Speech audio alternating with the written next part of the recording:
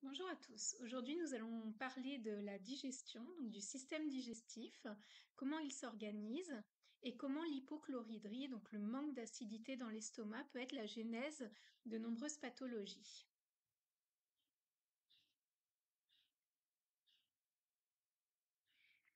Donc la digestion consiste simplement à diviser des grosses molécules qu'on appelle polymères en petites molécules qui peuvent être ensuite transportées et utilisées par nos organes. Par exemple, les protéines qu'on va manger dans l'œuf, le métabolisme va les diviser, la digestion va servir avec les sucres, les enzymes à diviser ces protéines en acides aminés pour ensuite qu'ils puissent correctement être absorbés et utilisés par nos organes, comme par exemple nos muscles, voilà, à des fins physiques.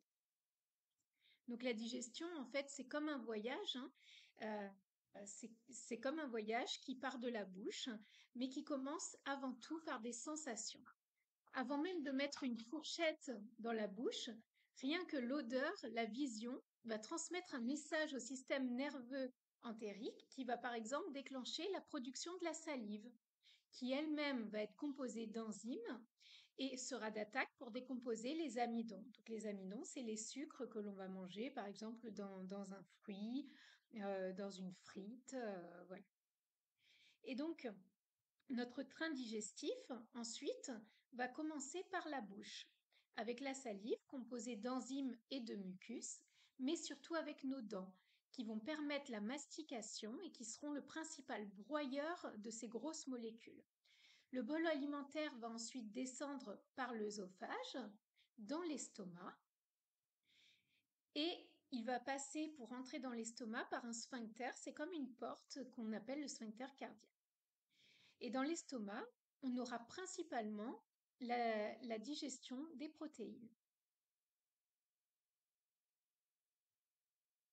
C'est aussi donc dans l'estomac que l'acide chlorhydrique va permettre de transformer la pepsinogène en pepsine pour décomposer ces protéines. C'est grâce à cet acide, la pepsine, qu'on va décomposer les protéines en acides aminés pour être ensuite utilisés. La nourriture va être mélangée au suc gastrique pour former la chyme qui va ensuite descendre dans l'intestin grêle qui lui-même va être divisé en trois parties. Donc la première partie, le duodénum. Dans le duodénum, le chyme sera mélangé aux enzymes du pancréas et à la bile du foie, ainsi qu'aux sucs intestinaux. Le pH du duodénum est déjà fortement remonté, hein. Dans l'estomac, on est sur un pH de 2 normalement, en théorie, donc très très acide. Dans le duodénum, on remonte. Et là, donc dans l'intestin, on va décomposer principalement les graisses grâce à la bile. En traversant les trois parties de l'intestin, les micronutriments vont être progressivement absorbés pour ensuite rejoindre le sang et rejoindre le foie ou nos organes. Puis le reste, donc ce qui reste qui n'a pas été absorbé, va rejoindre le gros intestin qui lui aussi est divisé en plusieurs parties, dont le côlon ascendant, le côlon transverse, le côlon descendant, pour finir avec le sigmoïde et le rectum et l'anus. Et donc ici, dans le gros intestin, sont absorbés principalement les minéraux et l'eau, ainsi que tous les produits de l'activité bactérienne, tels que les vitamines K, B12, la riboflavine, et il y en a d'autres. Il est important aussi de savoir que tout au long de ce train, hein, puisqu'on peut, imager la digestion par un train avec une locomotive et des wagons, le système nerveux est sollicité pour déclencher la production des bonnes hormones au bon moment. Par exemple, lorsque l'aliment il va arriver dans l'estomac, un message va aller jusqu'à l'hypothalamus dans le cerveau, va être envoyé pour que la sécrétine stimule la sécrétion de bicarbonate pour que le pH du duodénum soit plus basique que celui de l'estomac. Pareil, la cholécystokinine, elle, va stimuler le pancréas et le foie à libérer des enzymes et de la bile. C'est toute une machine qui est en marche. Et donc, si on a un des wagons de la digestion qui est en panne, qui fonctionne mal, trop vite, trop lentement, le reste du train, en fait, va pas bien fonctionner. La digestion va mal se faire et on va voir après toutes les répercussions. Donc, la mastication.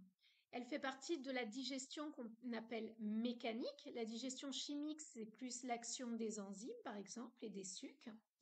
Plus la mastication sera longue, plus les macronutriments seront broyés correctement et mélangés aux enzymes de la salive, et plus ils seront facilement transformés et absorbés par notre organisme. Il n'y a pas de chiffre à donner de nombre de mastications pour tel ou tel aliment, puisque chaque aliment a sa dureté. Mais il faut avoir cette impression que la nourriture est broyée correctement, comme sous forme de purée. Alors, quelles sont les conséquences possibles d'une mauvaise mastication? Donc, comme on l'a dit tout à l'heure, les protéines euh, alors quand les protéines vont arriver, ne seront pas assez dénaturées dans l'estomac. Donc, l'estomac aura des difficultés ensuite à les diviser en acides aminés. La digestion sera plus lente et les acides aminés seront mal divisés. Les PAMS, alors ça, c'est des hôtes étrangers qui n'ont rien à faire dans le corps, presque qu'on peut appeler presque comme des toxines, ne seront pas bien détériorés. Donc ça veut dire qu'on va absorber des toxines dans notre corps. Donc après, comment il va pouvoir les métaboliser et les combattre?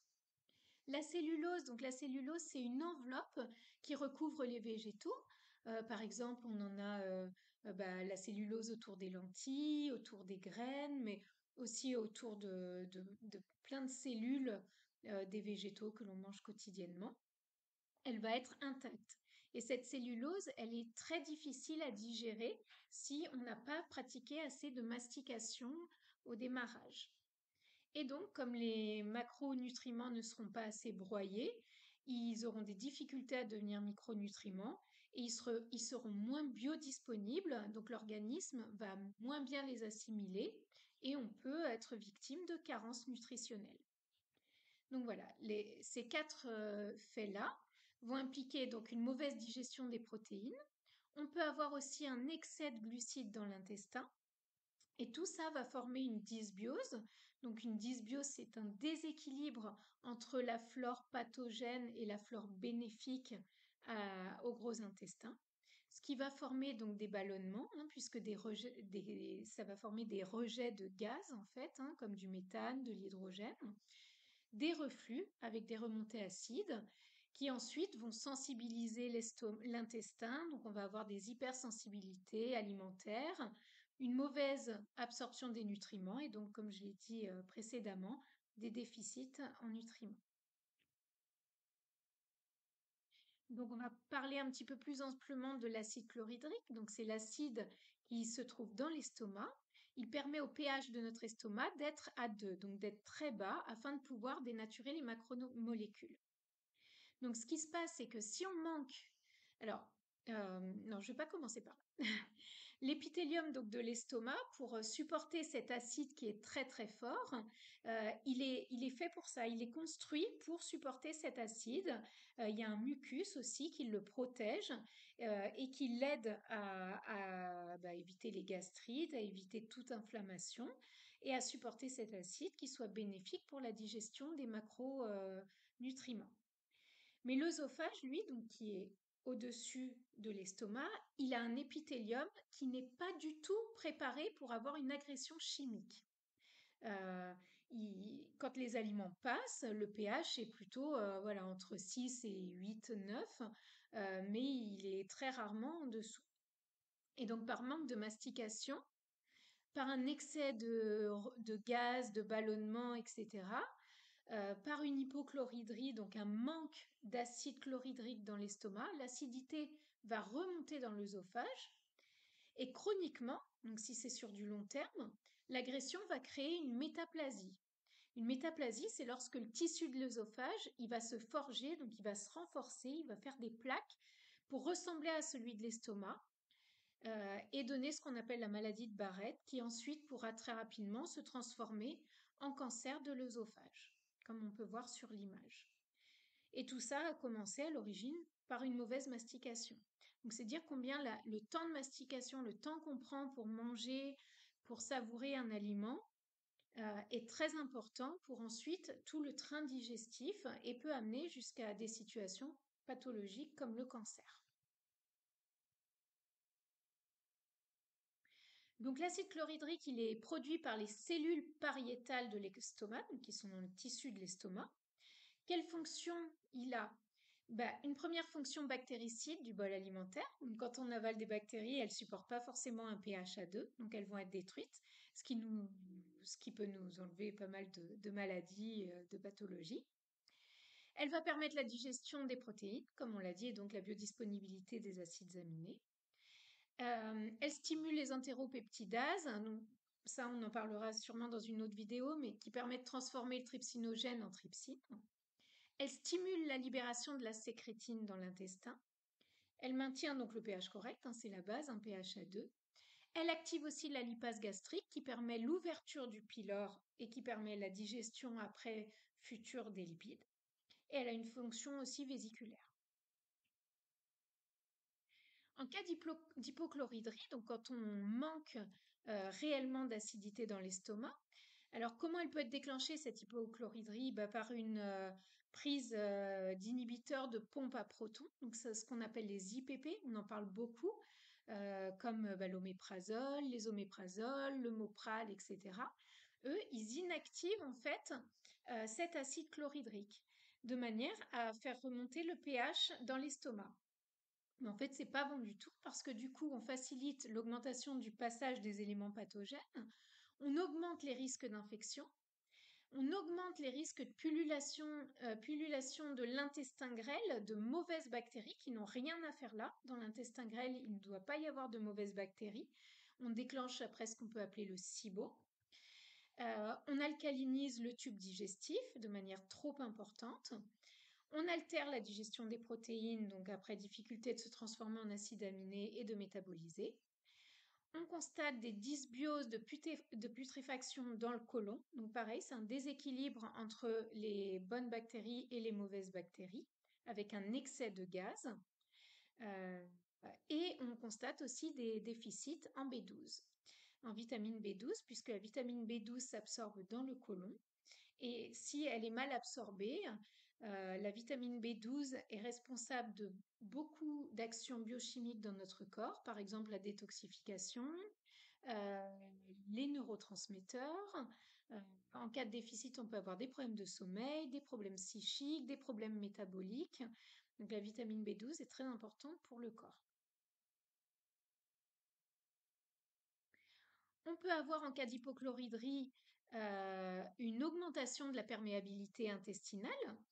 Donc, le- les parois de l'intestin sont composées de cellules épithéliales et ces cellules épithéliales sont liées entre elles par ce qu'on appelle des jonctions serrées. Donc, normalement, ces jonctions serrées permettent de ne pas faire passer les pathogènes dans le sang et permettent de s'ouvrir quand c'est nécessaire, par exemple pour tout ce qui est activité immunitaire. Donc, qu'est-ce qui se passe? Si on digère mal les protéines, on aura une mauvaise absorption dans le côlon, on va développer une flore de putréfaction avec des mauvaises bactéries à gram négatif, ce qui va développer une dysbiose et on va augmenter l'inflammation de la paroi intestinale, ce qui va augmenter la production de zonuline. Et la zonuline, malheureusement, elle détruit les jonctions serrées des cellules épithéliales de l'épithélium. Donc, on fait rentrer tout et n'importe quoi dans le sang, et c'est la porte d'entrée de nombreuses maladies de civilisation, de maladies auto-immunes, avec des risques d'hypersensibilité alimentaire, de développement d'allergies, d'inflammations multiples dans le corps, de maladies psychologiques, une baisse de la production des neurotransmetteurs, et on arrive à des dépressions, des burn-out, etc.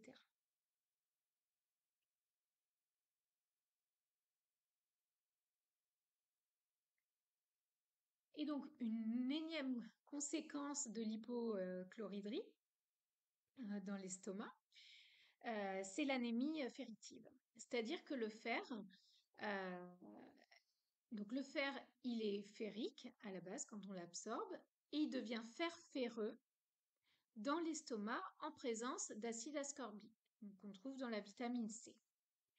Mais il faut, pour que la transformation se fasse correctement, que l'acide de l'estomac soit présent et donc que le pH soit bas, à 2. Et donc, si le pH est élevé, si on manque d'acidité, si on est en hypochloridrie, la transformation ne se fait pas, on a un déficit d'absorption en fer et on est en anémie ferritique.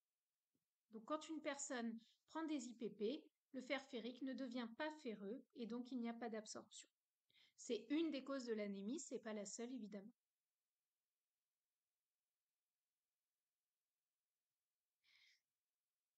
Alors, l'hypochloridrie et la consommation de sucre. Ça a un lien et c'est un cercle vicieux parce que du coup, l'hypochloridrie, donc on en a parlé de nombreuses fois dans les précédentes images, elle augmente la pullulation bactérienne négative. Or, les bactéries, elles se nourrissent de quoi? Elles se nourrissent de sucre. Certaines bactéries dans le tube digestif possèdent l'attirail nécessaire pour dégrader et utiliser les sucres de l'intestin. Leur développement va influencer la croissance d'autres bactéries et favorise même la modification du microbiote intestinal. Donc, quand on augmente les bactéries intestinales parce que les aliments sont très mal digérés, parce qu'il n'y avait pas assez d'acidité dans l'estomac, parce qu'on n'a pas assez mastiqué, on augmente en fait l'envie de consommation de sucre. C'est les bactéries qui vont avoir envie de grandir, de se multiplier avec ce sucre. Donc, on va transmettre un message au cerveau. On a envie de manger du sucre pour faire vivre et développer ces bactéries. Donc là, on rentre dans un véritable cercle vicieux.